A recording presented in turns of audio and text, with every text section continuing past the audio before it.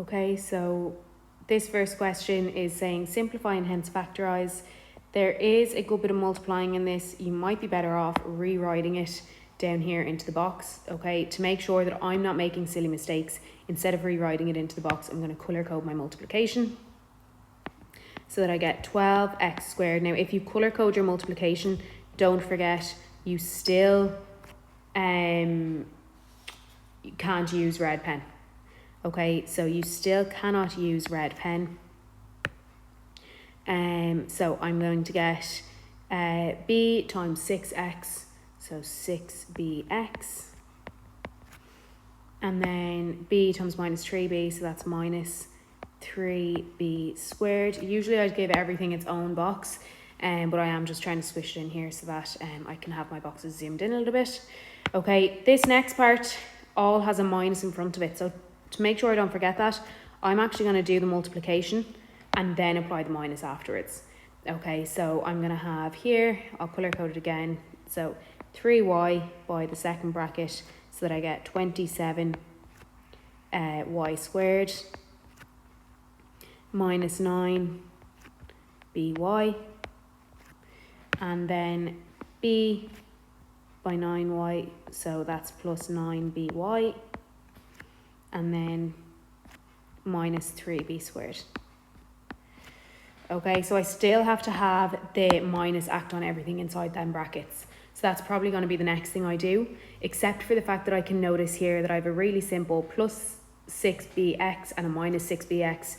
So they'll just go to 0. And likewise inside the bracket here, minus 9by plus 9by go to 0. Okay, so I'm going to do this out now, doing out the minus by what's inside the bracket. Okay, so everything else just gets carried down. So minus 3b squared, and now I have a minus acting on the 27y squared, and I have a minus acting on the minus 3b, which is going to make it a plus 3b squared. Okay, so now if I look at this, I can actually simplify further, because I have a minus 3b squared and a plus 3b squared, so they are going to cancel. Okay, so I am left with 12x squared minus 27y squared. Now the question says simplify and hence factorise. Okay, I need to factorise this. So look and see how you could factorise it. Is it a difference of two squares? Well, it's a difference, okay, and I have some squares, but 12 isn't a square, 27 isn't a perfect square, so I can't do difference of two squares. Okay, so instead, because it's two terms, I'm also not using sum or difference of two cubes, so I'm going to take out my highest common factor between them two, which is 3. And be left with 4x squared minus 9y squared. Okay, now I look at it and I say, is it fully factorised, or can I factorise further?